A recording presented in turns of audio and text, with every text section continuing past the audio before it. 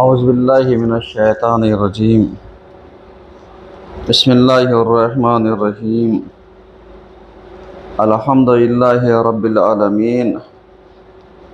अस्सलातु वस्सलामु अला अशरफिल अंबिया'i वल मुरसलीन। अम्मा बाद फ़क़द क़ालल हुसैन अलैहिस्सलाम इन्नमा ख़रजतु लितलबि इस्लाहि फ़ी उम्मति जद्दी रसूलिल्लाह अन आमुरा बिल मारूफ व नही अनिल मुनकर।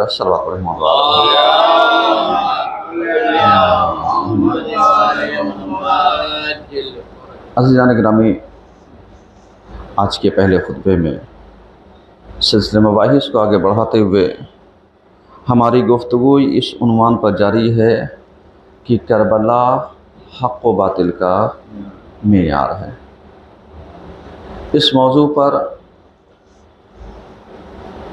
बहुत सारे हिदायतें, हिकायतें, सीरत मासूमीन, माशरे के हालात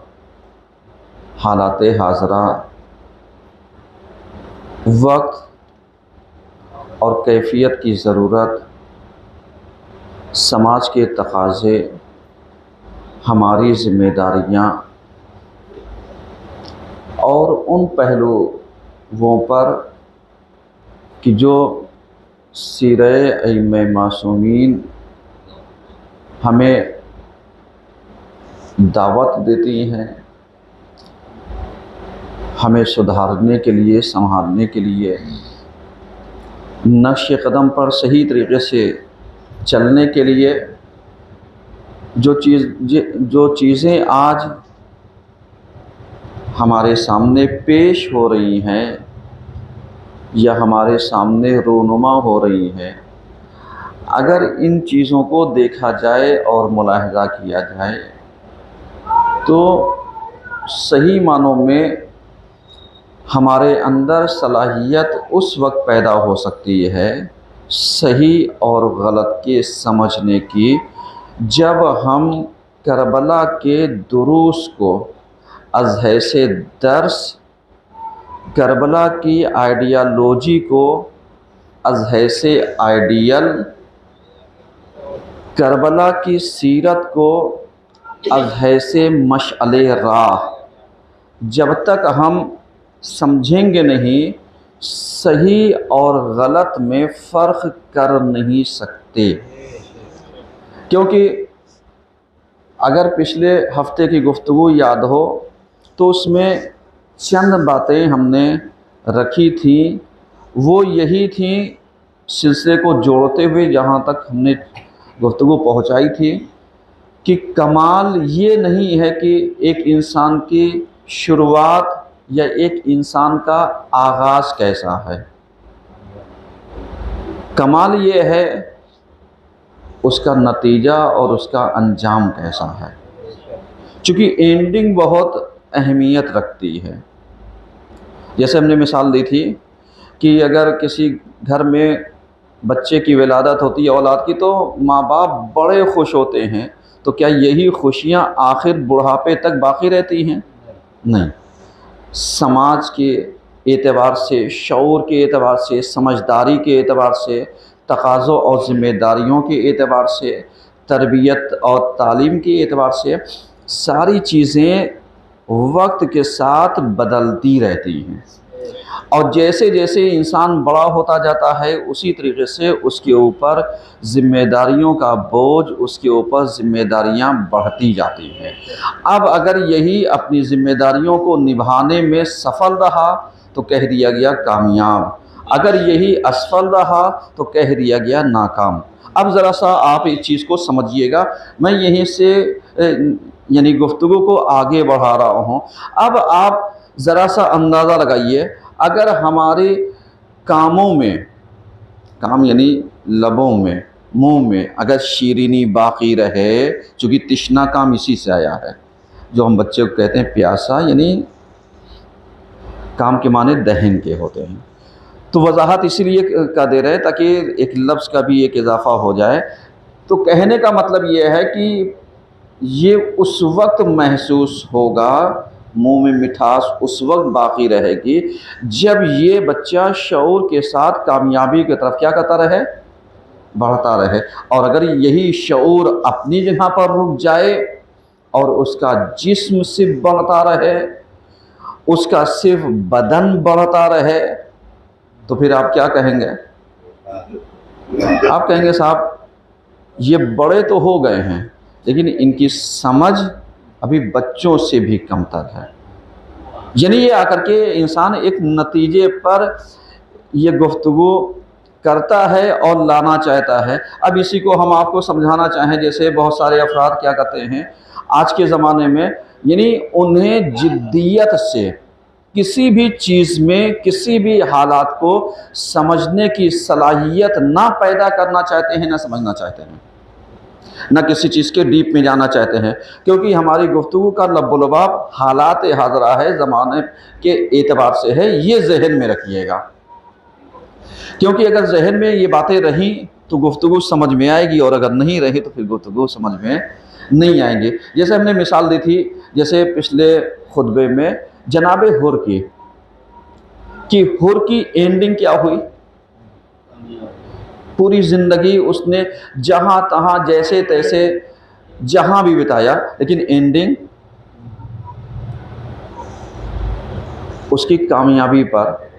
अब इसी तरीके से अगर आप पलट करके देखिए तो बहुत सारे अफराद आकर के शुरुआत अच्छा, आगाज़ अच्छा, मिशन में और काम में शरीक अच्छे, लेकिन आकर के 40 हिजरी के बाद से लेकर के या 35 हिजरी के बाद से लेकर के यानी उनका नज़रिया चेंज हो गया, उनकी आइडियालॉजी चेंज हो गई, उनके देखने का अंदाज चेंज हो गया, देखने का जो महवर था वो महवर चेंज हो गया, जो गुफ्तगू थी वो गुफ्तगू चेंज हो गई।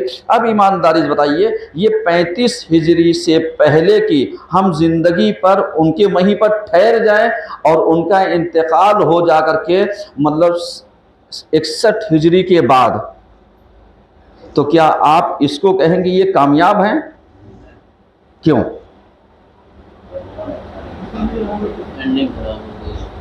क्योंकि जहां पर आपकी और हमारी जिम्मेदारी थी कि अपनी जिम्मेदारी को पूरा करके इमाम मासूम की खिदमत तक पहुंचना था, लेकिन हमने क्या किया? हम पिनक करके इमाम मासूम से कहां तक किनारे पहुंच गए? इतने पहुंच गए कि मैदान अमल से गायब हो गए। अब जब मैदान अमल से गायब हो गए तो जाहिर सी बात है सन 35 हिजरी से लेकर के 40 हिजरी के बीच में मौलाए कायनात का साथ अलैहिस्सलाम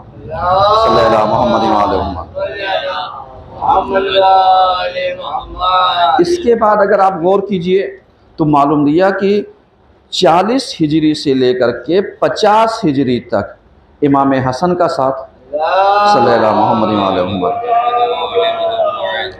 और 50 हिजरी से लेकर के 61 हिजरी तक इमाम हुसैन अलैहिस्सलाम का साथ।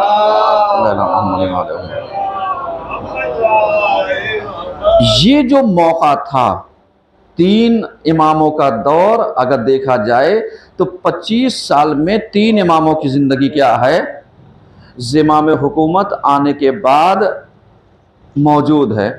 अब वो इंसान जो पैगंबर के ज़माने से चला था, अली व बतूल के ज़माने से आते आते अली का साथ शुरुआती दौर में दिया, और आने के बाद जब अली ज़िम्मा हुकूमत पर बैठे तो क्या हो गया? ये नाराज़ हो गया। क्या इसकी नाराज़गी क्वेश्चन मार्क पैदा कर सकती है अली इब्न अबी तालिब की सीरत पर? क्यों? ज़रा सा गौर कीजिएगा। देखिए, मैं आपको सोचने के लिए, आप फिक्र कीजिए, क्योंकि लम्हा भर की फिक्र इंसान को कोई ऐसा टर्निंग पॉइंट दे करके चली जाए कि जहाँ से हमें क्या होना चाहिए, हम बदल जाएं और हमारी इबादत, हमारी सोच 70 साल की इबादत पर क्या हो जाए, भारी हो जाए। अब इसी चीज़ को यानी ये मैंने एक सरसरी नज़र दौड़ाई और जो मौजू हमारा चल रहा है वो क्या है, वो यही कि करबला हक व बातिल का क्या है, मेयार है। ये जहन में रखिए। अब 35 हिजरी से लेकर के 50, 60, 61 तक आइए, करबला जहाँ पर वाक़ हुई है 61 हिजरी में, समझ रहे हैं, यहाँ तक आइए तो ये 25 साल में जो लोग पहले धड़े में थे वो कहाँ गए, और जो मौजूदा थे वो कहाँ गए, और अलैहिस्सलाम जो कामयाब हुए वो कहाँ गए। यानी इस चीज़ को ज़रा सा समझने की ज़रूरत है। आज हम लोग हर चीज़ को समझना नहीं चाहते, ना हम वहाँ तक जाना चाहते हैं, क्योंकि हमारे यहाँ की आवाम करबला का पाठ पढ़ती तो है, सुनती भी है, लेकिन कभी उसको अपनी लाइफ में उतारती नहीं है। मतलब सबके ऊपर ये चीज़ लागू नहीं होती है, बात अक्सरियत को देख करके की जाती है। अब जो उसमें यानी परसेंटेज हो उसकी बात नहीं होती, साहब कोई इंसान यहीं से खड़ा हो जाए कहा साहब मैं तो अमल करता हूँ। अब अगर देखा जाए तो इतने करोड़ों में पाए जाने वाले शिया और अरबों में पाए जाने वाले मुसलमान, लेकिन साहब मैं तो अमल करता हूँ, तो ये एक इक्का दुक्का की गिनती कै % में आएगी? आएगी नहीं, परसेंटेज बनेगा ही नहीं भाई। अगर 1 करोड़ का 1% बनाइए तो कितना होगा, 1 लाख आदमी कम से कम, यही तो है ना। 1% पे 1 लाख आदमी। कौन से ज़माने में है जहाँ पर एक समाज में 1 लाख आदमी बिल्कुल सीधे सीधे चल रहे हों? निकाल के लाइए रेशो, नहीं ला पाएंगे, क्योंकि हमने करबला को उस नज़रिए से देखा ही नहीं जैसे हुसैन हमें दिखाना चाहते थे, जैसे इमाम हमें पहुंचाना चाहते थे, जैसे इमाम हमें तालीम देना चाहते थे। हमने कभी उस नज़रिए से लिए नहीं। हमने किस नज़रिए से लिया? हमने इसको सिर्फ यानी उस जिम्मेदारी को आज़ादारी में कन्वर्ट करके सिर्फ हमने अज़ा पर ला करके सारी चीज़ों को छोड़ दिया कि साहब इमाम हुसैन अलैहिस्सलाम की कुर्बानी, इमाम हुसैन अलैहिस्सलाम का मिशन, इमाम हुसैन अलैहिस्सलाम का मकसद, इमाम हुसैन अलैहिस्सलाम का हदफ और मौक़िफ़ क्या था?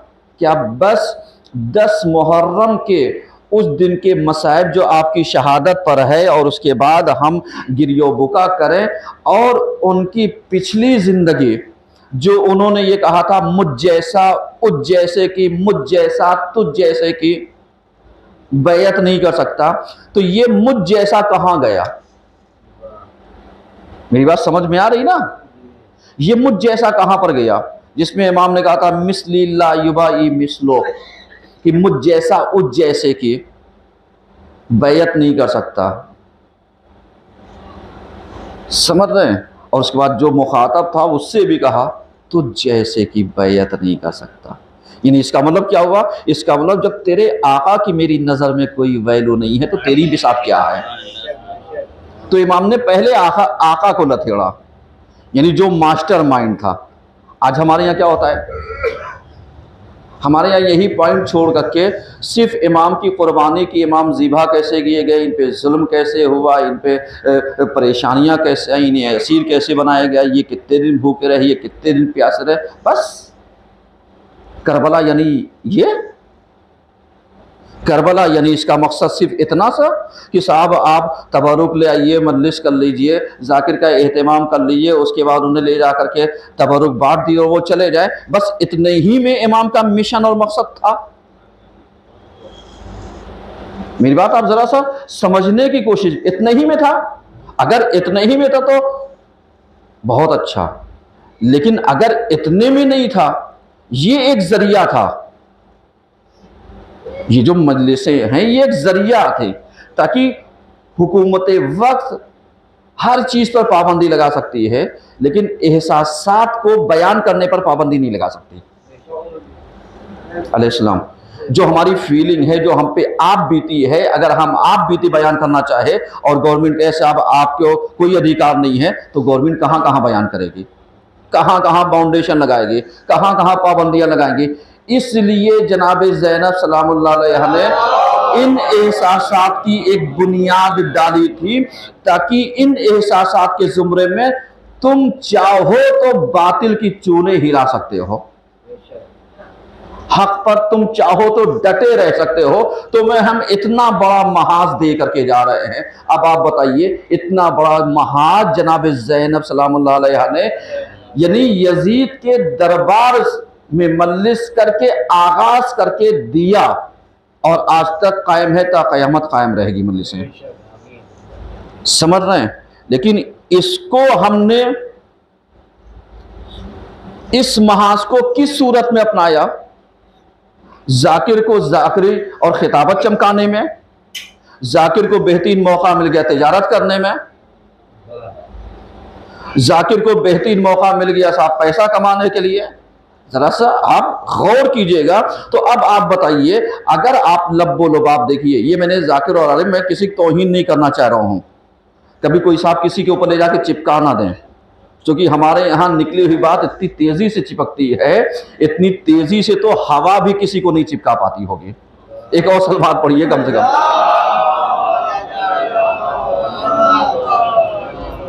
मसलन मैं मिसाल दे रहा हूँ, मौलाना अलमदार साहब गुफ्तगू कहाँ कर रहे हैं?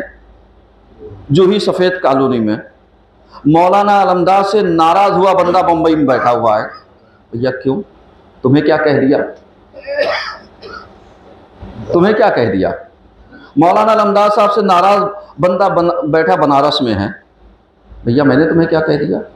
वो क्या बताए, मैं आपके खुतबे सुन रहा था, वो आपने तो खुतबे में ये कह दिया। खुतबे में कह दिया बिल्कुल वैसे ही जैसे आज कोई कुरान पढ़े और कुरान की बातों को आकर के अपने ऊपर चिपका ले। तो ऐसे चिपकाने वालों का हशर हमने देखा है एक त्यागी का।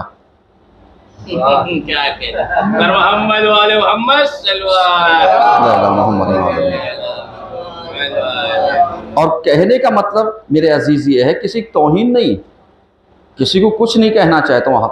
आप सब मुअज़्ज़ज़ है, मोहतरम है सब मेरे लिए, लेकिन चूंकि हिदायत की जो जिम्मेदारी अम्र बिल मारूफ की होती, ये ज़रा सा जिम्मेदार बना देती है। इसीलिए मुझे ज़रा सा अगर कभी सख्त अल्फाज इस्तेमाल करने पड़ जाएँ या कोई चीज़ पेश करनी पड़ जाए, तो इसका मतलब ये नहीं कि मैं आपको की तौहीन कर रहा हूँ। क्योंकि अगर मैं कुरान की आयत उठा करके तब्बत यदा अबी लहब पढ़ दूँ, तो इसका मतलब ये नहीं है कि बस हमने किसी की तौहीन कर दी। नहीं, अगर यकीनन किरदार चिपक गया तो समझ जाओ है, क्योंकि हम इमाम हुसैन अलैहिस्सलाम के नक्शे कदम पर चलते हैं और चलना चाहते हैं, और हर शिया को चलना चाहिए, हर मुहिब्बे अहले बैत को चलना चाहिए, क्योंकि इससे अच्छी आइडियालॉजी इस सन 60-61 हिजरी के बाद से हमारे पास नहीं है। समझिएगा, जहां पर आकर के यानी हक और बातिल अलग अलग महाज पर आकर के एक मैदान पर इकट्ठा हो गए, इससे अच्छा महाज ना हमने देखा, ना हमने सुना, ना हम मुशाहिदा कर सकते हैं, ना मुलाहिजा कर सकते हैं। क्योंकि इमाम ने यजीद का नाम नहीं लिया था। अगर यजीद कह देते तो इसका मतलब वो अलैहिस्सलाम वो उसी ज़माने का पहले सदी का ही यजीद होता, और उसके मरने के बाद करबला एंड। लेकिन इमाम ने नाम नहीं लिया, क्यों?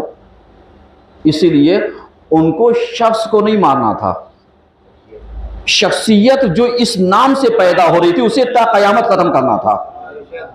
इसलिए इमाम ने नाम नहीं लिया, सिफात बयान कर दिए। अब वो सिफात चाहे 60 हिजरी 61 हिजरी से लेकर के आज 1445 हिजरी चल रही है, किसी पर चिपक जाए या आने वाले इमाम के ज़माने में किसी पर चिपक जाए, तो जिसका किरदार जिससे चिपकेगा वो उसका मानने वाला होगा। एक सलवात तो पढ़िएगा मुझसे हम।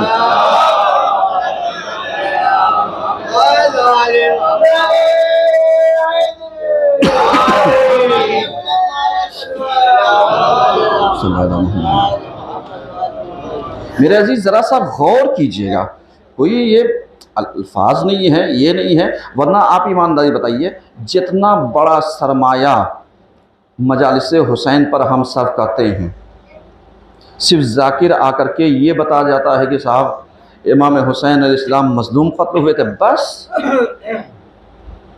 ये इसके पीछे भी इतने प्रोपेगेंडा, इतनी चीज़ें बताने के लिए तो इतने पैसे और लवाजमात की ज़रूरत नहीं है। लेकिन अगर इतना लवाजमात है तो इसका मतलब ये है कि मजलिसों का मकसद वो नहीं है जो हमने बना रखा है। ये एक प्लेटफॉर्म है जो हमें मिला है एक पूरी उम्मत की तरबियत करने के लिए। अगर ये तरबियत करते हैं तो बहुत अच्छा, और अगर नहीं कर रहे हैं तो फिर बनी उमैया के दौर के, चाहे वो उस दौर के आलिम हो जो सिर्फ प्रोपेगेंडा हुसैन के खिलाफ कर रहे थे उनमें, और आज के दौर में जो खून हुसैन की तिजारत करते हैं, दोनों में कोई फर्क नहीं है। जरा सा गौर कीजिए मेरे जीरो, हाथ जोड़ कर, मैं किसी की तौहीन नहीं कर रहा हूं, लेकिन एक चीज बताना चाहता हूं कि इस चीज को जरा सा समझिए, क्योंकि इतना बड़ा प्लेटफॉर्म मिलने के बाद अगर तरबियत का उनसुर खाली रह जाए तो फिर तो बेकार है, फिर मौक़िफ़ और मकसद बेकार है। अभी जैसे आप शादी ब्याह करते हैं, शादी ब्याह में इतना बड़ा एहतमाम क्यों करते हैं कि साहब अपनी तमाम से ज़्यादा, अगर आप पूरी ज़िंदगी का सरमाया इकट्ठा करें तो एक बेटी और एक बेटे की शादी में आप पूरा सरमाया एक लम्हे में आप लुटा देते हैं। सही है? अब इसी को हम जरा सा ये उनसुर हटा दें, मकसद बेटी का शादी, बेटी की शादी या बेटे की शादी, इसको हम हटा दें। अब इसके बाद हम आपसे कहें कि पर्सनल तौर पर इतना बड़ा खर्चा करके दिखाओ तो जाने क्यों? जवाब यही होगा क्योंकि वहां मकसद बेटी और बेटे की शादी है, एक जिम्मेदारी से हमें बरी होना है, एक जिम्मेदारी से हमें छुटकारा पाना है, एक जिम्मेदारी को हमें अदा करना है। लेकिन अगर यही मकसद हटा दिया जाए तो क्या वही इंसान जो लंबी शादियों में लंबा खर्चा करता है वो कर लेगा? क्यों? जवाब है ना, क्योंकि मकसद नहीं है। अब इसी चीज को आप पलटिए कि अगर हम मजलिसें करें, प्रोग्राम करें और उस पर एक लंबा बजट बनाएं और उससे हासिल कुछ ना हो, मकसद ना हो, फिर क्या होगा? आसान, यानी यही चीज सुनना चाह रहे थे कि अगर इस प्लेटफॉर्म से एक तरबियती पहलू जो आज समाज को जरूरत है ये ना दिया जाए तो बेकार है। और आज आप देखिए, आज लोग खाली गुर्बत का बहाना करते रोते हुए कि साहब आज बड़ी गुर्बत फैली हुई है, बड़ी गुर्बत है। आज आप बताइए आज के दौर में गुर्बत है? बिल्कुल नहीं है। जो आज मांगने के लिए फकीर भी आता है ना, वो उसे पता है एक कॉलोनी में चढ़ूंगा 36 क्वार्टर अगर वो होंगे तो 36 में 360 रुपए मेरे एक घंटे के अंदर आ जाएगा।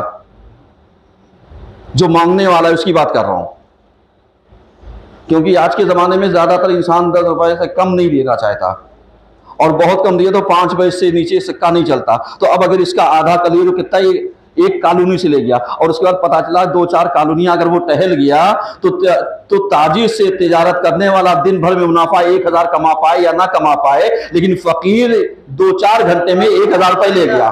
एक सलवार तो पढ़िए कम से कम। तो जिसे हम गरीब समझ रहे थे वो कहां समझा? आया समझ में मेरे अजीजों? ये मैं एक नतीजा देना चाहता हूं। ऐसे ही हमारे समाज के बहुत सारे अफराद ने अपने को गुर्बत का लिबादा पहना रखा है।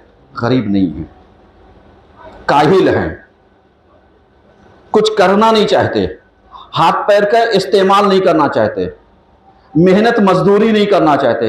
वो जानते हैं कि अगर मैं चला जाऊंगा यहाँ की मस्जिद में आ गया तो यहाँ वो कर लूंगा, दूसरी जगह पहुंच गया तो जरा सा वो करूंगा, साहब एक मुस्तहक साहब आए हैं और उनको जरा सा माजरत के साथ हाथ एक नतीजा देना चाहता हूँ। वो यही आदत बना लिए है कि अगर मैं 10 मिनट की किसी के से रिक्वेस्ट कर लूँगा तो 500 रुपये तो मेरे पक्के हैं। तो 500 रुपये पूरे दिन में कौन बेवकूफ़ है जो मैं मजदूरी करके 500 रुपये हासिल करेगा? तो 10 मिनट अगर मैं रो गा करके 500 पा जाता हूँ तो क्या मुश्किल है? एक सलवार तो पढ़िए कम से कम।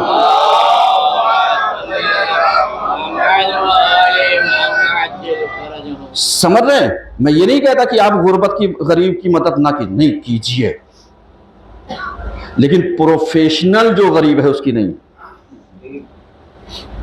आप मदद कीजिए। ज़रूरतमंद, कभी कभी वो अफराद भी ज़रूरतमंद होते हैं जिन्हें हम वाइट कॉलर समझते हैं। कभी कभी ये वर्ग शिकस्ता होते हैं, इनका बिजनेस फ्लॉप होता है, इनका कारोबार ठप होता है इनके घर में, लेकिन मजबूरी ये होती है कि इनका नाम बड़ा है, ये अपने आप को छोटे कद में शामिल कैसे करें। एक सलवात तो पढ़िए।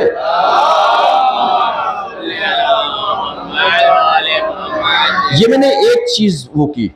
अब इसी तरीके से आइए, जैसे करबला का मकसद, आजादारी का मकसद क्या था? सिर्फ यही नहीं कि हम खाली गिरोबों का रोना पीटना, इसी पर हम खाली आंसू बहाना सीख जाए, नहीं। ये जो हमारा प्लेटफॉर्म, नतीजा दे रहा हूं क्योंकि मौजूद जहन में रहे, करबला हक और बातिल का मेयार है। नतीजा दे रहा हूं आपको कि इस प्लेटफॉर्म से वो चीजें पेश करनी चाहिए ताकि जरूरियात जिंदगानी को, जरूरियात एक जो समाज की है, सोसाइटी की है, माशरे की है, कौम की है, उसको दूर किया जा सके, ताकि हमारे बच्चे, हमारे यूथ, हमारी जनरेशन कल पढ़ाई के लिए, तालीम के लिए, एजुकेशन के लिए धक्के ना खाएं।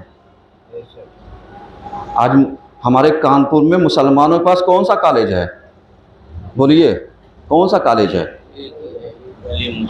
एक वही कॉलेज है, हलीम मुस्लिम कॉलेज। हमने एक साल पहले भी सवाल किया था, एक साल नहीं 2-3 साल हो गए हैं, जिसमें हमने कहा था साहब ये बना कब है। बहुत सारे हमारे नौजवान यूथ उसमें पढ़ने गए हैं, लड़कियां जाती हैं, उनका सेक्शन अलग है, सब देखिए, लेकिन इनसे पूछ लीजिए बना कब है, याद नहीं होगा। कब बना है? 1911 में। आसन 1911 में बना है। बनाने वाला चला गया। 2023 में मौलाना लंदार मिंबर से बयान कर रहे हैं, साहब उसकी तारीफ कर रहे हैं, तमजीद कर रहे हैं, तारीफ कर रहे हैं, और उससे जितने बच्चे पढ़ के निकल गए वो कामयाब। अब यही चीज आप जरा सा सोचिए, आपके जूही वासी में कोई ऐसा एक सेंटर है? क्यों? जिम्मेदार कौन? हम अपने पुराने वालों को जो बेचारे कुछ प्लेटफॉर्म बना करके दे करके गए, और उसके बाद उसी प्लेटफॉर्म पे हम खड़े होकर के साहब आने वाले के लिए इससे आगे ना बढ़ा करके जाएं, है? सोच क्यों नहीं रहे हो? क्योंकि ऐसा नहीं है कि यहां पर पैसा नहीं है, पैसा इतना है, लेकिन बस मुश्किल यही है कि अगर मैं अपनी जबान खोल दूं तो बहुतों के चेहरे से नकाब उलट जाएगी।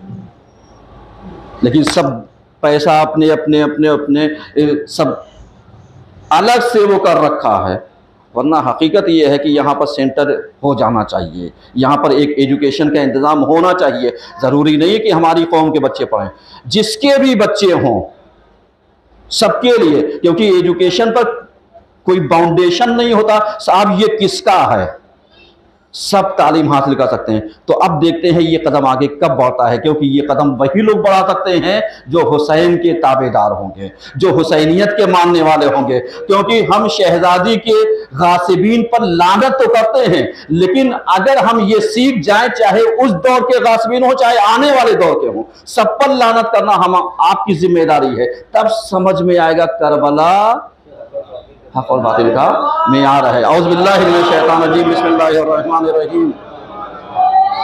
वल अस्र इन्नल इंसाना लफी खुस्र इल्लल लज़ीना आमनु व अमिलुस सालिहाति व तवासौ बिल हक़्क़ि व तवासौ बिस सब्र।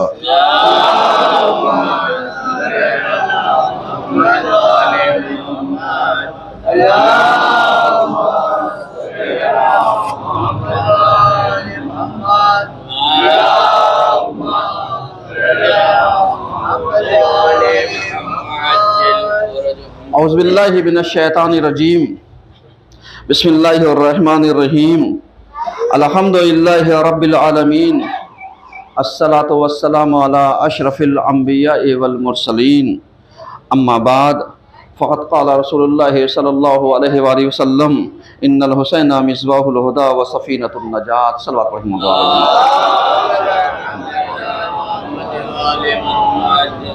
अज़ीज़ान गिरामी, आज के दूसरे खुतबे में सिलसिले मबाहिस को आगे बढ़ाते हुए हमारी गुफ्तगू इस उन्वान पर जारी है कि करबला की तहरीक में ख़वातीन का किरदार। अहसन, ज़हन मौजू की तरफ रहे, गुफ्तगू की तरफ रहे। देखिए, कभी कभी ऐसा होता है मेरे अजीज़ों, ये ना सोचिएगा कि अगर हिदायत दी गई तो किसी पर चिपकाया गया। ये आप इस चीज़ को अपने माइंड से हटा दीजिए।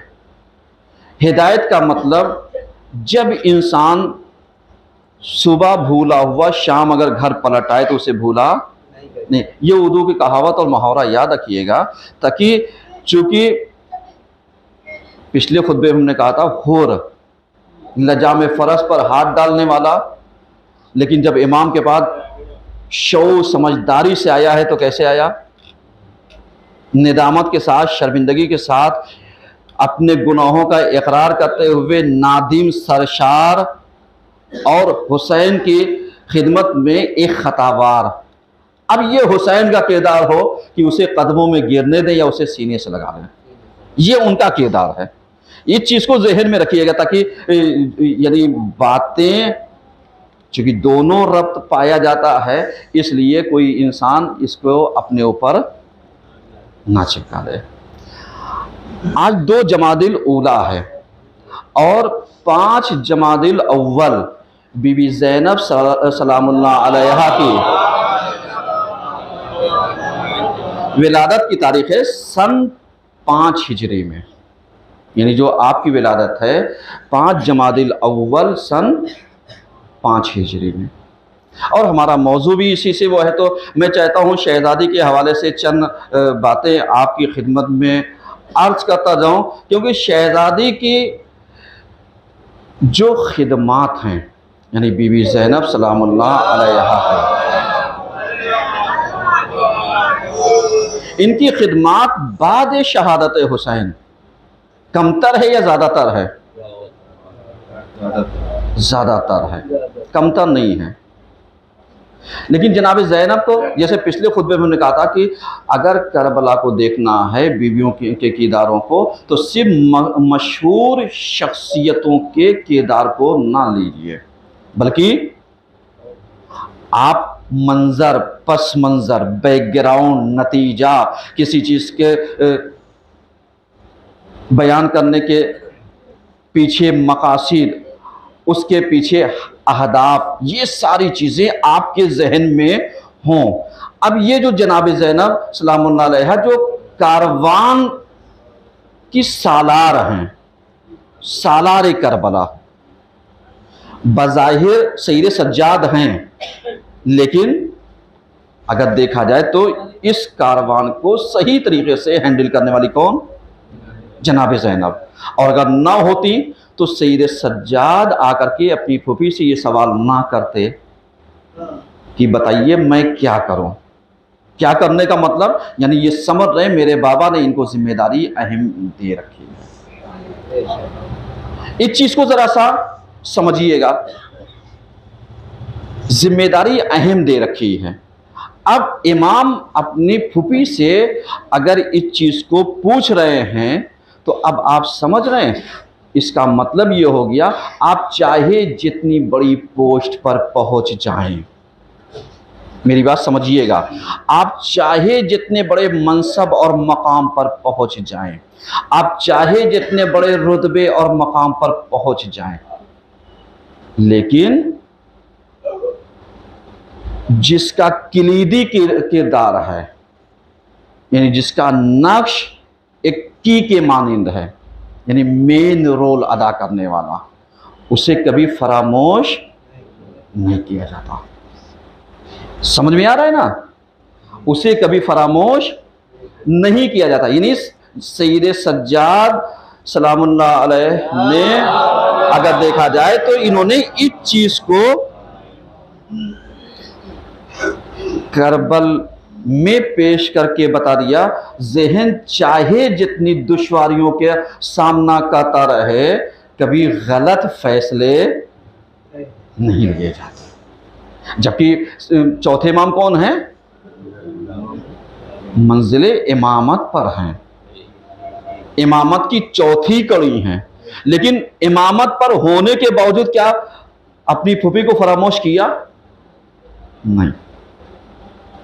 काश यही चीज हमारे माशरे को समझ में आ जाए, काश यही चीज हमारे समाज को समझ में आ जाए, काश यही चीज हमारे यहाँ समाज में समझ में आ जाए, तो बहुत सारी मुश्किलात ऑटोमेटिक क्या हो जाए? हल हो जाए। लेकिन यही किलीदी किरदार को हम लोग क्या करना चाहते हैं? कहते साहब हमें इनकी जरूरत नहीं, हमें उनकी जरूरत नहीं, हम अपने मन मौजी मालिको मुख्तार हैं। बस ये मन मौजी मालिको मुख्तार होने का मतलब ये है कि फिरौनियत सर चढ़ रही है। अब उस फिरौनियत के लिए एक मूसा का होना जरूरी है। अब ये तो इससे एक नतीजा लीजिए। अब इसी को खातून का रोल क्या था? सैयद सज्जाद को ने फूफी से शुरुआत में क्यों किया? अब इसकी एंडिंग तक आप आइए। जो काम जनाब ज़ैनब ने किया कूफे में, शाम में, रास्ते में जो खुतबा दिया और सबको लथेड़ा। अब आप बताइए, शहजादी ने खुतबा चिपकाया था या झिझोड़ा था? आप सही से इस्तेमाल कीजिए, क्योंकि हमारे यहां झिझोड़ना और चिपकाना जमीन आसमान का फर्क है।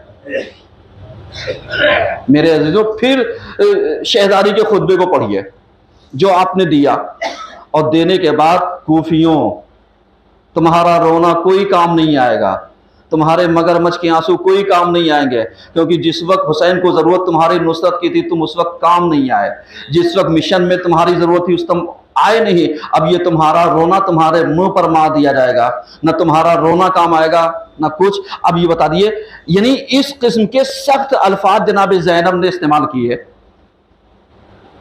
कि उनके रोने को उनकी मक्कारी और मगरमच्छ के आंसू से तशबीह दे दिया। हम और आप होते तो क्या करते कि साहब ये रो तो हुसैन पर ही रहे हैं, अब चाहे मार्फत के साथ रोएं या बगैर मार्फत के रोएं, जन्नत में तो सभी जाएंगे। कितने समझदार हो मेरे भैया, कितने आकिल हो, सही को गलत से कैसे कन्वर्ट करते हो, कोई तुमसे सीखे। और अगर आज के जमाने में देखना हो तो मीडिया को देख लो, आज के जमाने को देखना हो तो जो दुनिया में चल रहा है उसको देख लो, आज के जमाने को देखना है तो जो प्रोपेगेंडा चल रहा है उसको देख लो। मेरे अजीजों, मैं इसलिए चीज की तरफ इशारा कर रहा हूं ताकि आप इस चीज को समझिए, क्योंकि चिपकाना झिझोड़ना दोनों में बहुत फर्क है। जब जमीर को झिझोड़ा जाता है तो इनकलाबी और क्रांतिकारी पैदा होते हैं, और जब जमीर पर चोट दी जाती है, वो बेदार हो गई तो क्रांतिकारी, और अगर बागी हो गई तो आतंकी।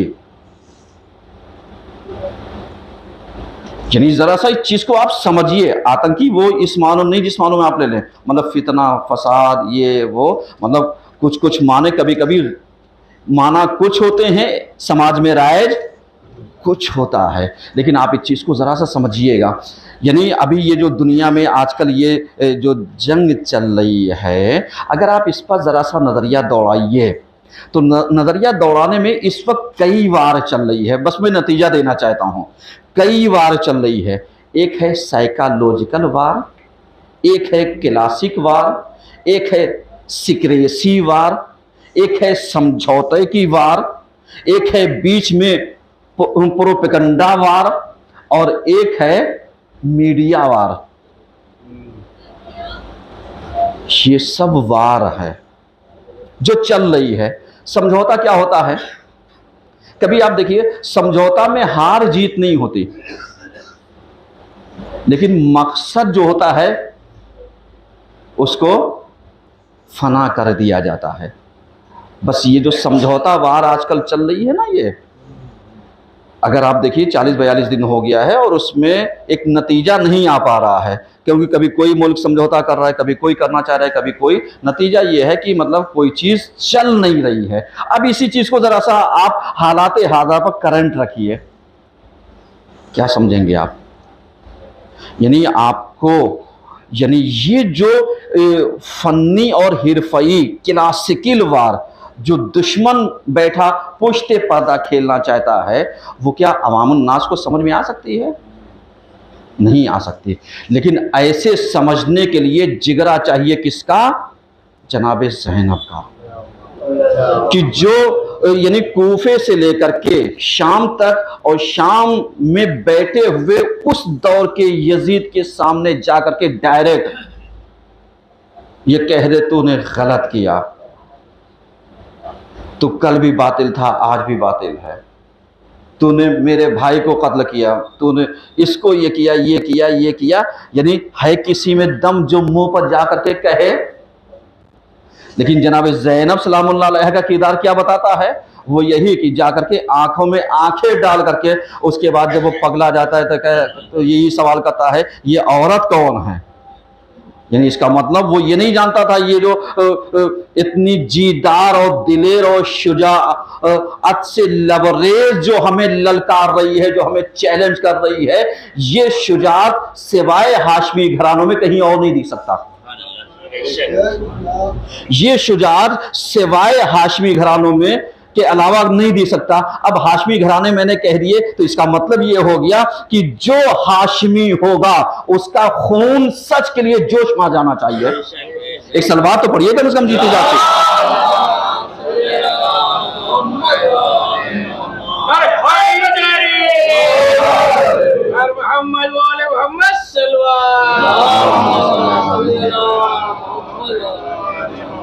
समझ रहे? यानी हक पर डटने के लिए एकदम वो हो जाए। क्यों? इसलिए करबला की तहरीक में ख़वातीन का किरदार इंशाअल्लाह आज की हदीस के साथ ठीक 8:30 बजे इसी मकतब इमामिया में, इसी जामा मस्जिद में होगी। आप हज़रात कसी तादाद में तशरीफ़ लेकर के आइएगा। और इंशाअल्लाह यानी हमारे जूही का, हमारे समाज का एक प्रोग्राम अभी लगा हुआ है एतवार को, तो उसमें भी आप शिरकत कीजिएगा, क्योंकि वो किसी पार्टिकल का नहीं है।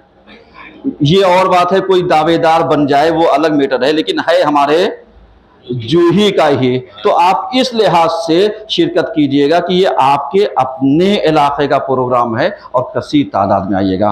औज़ुबिल्लाहि मिनश शैतानिर रजीम, बिस्मिल्लाहिर रहमानिर रहीम। इन्नल्लाहा व मलाइकतुहु युसल्लूना अलन नबी या अय्युहल्लज़ीना आमनू सल्लु अलैहि व सल्लिमू तस्लीमा। अल्लाहुम्मा सल्लि अला सय्यिदना मुहम्मदिन सल्लल्लाहु अलैहि वसल्लम व अला अमीरिल मोमिनीन अली इब्न अबी तालिब व अला फातिमा बिन्त मुहम्मद व अला हसन मुस्तफा व हसन शहीद बिकरबला व इब्न हुसैन मोहम्मद इब्न अली जाफर मोहम्मद हुसैन इब्न जाफर व इब्न मूसा व मोहम्मद इब्न अली इब्न मोहम्मद व हसन इब्न अली अलैहिस्सलातु वस्सलाम। अल्लाहुम्मा सल्लि अला मौलाना साहिब ज़मान माही आसार अल बिद व तुग़यान व हाद बि अमनति शिरक व निफाक। परवरदिगारा हमारी इस कलील से इबादत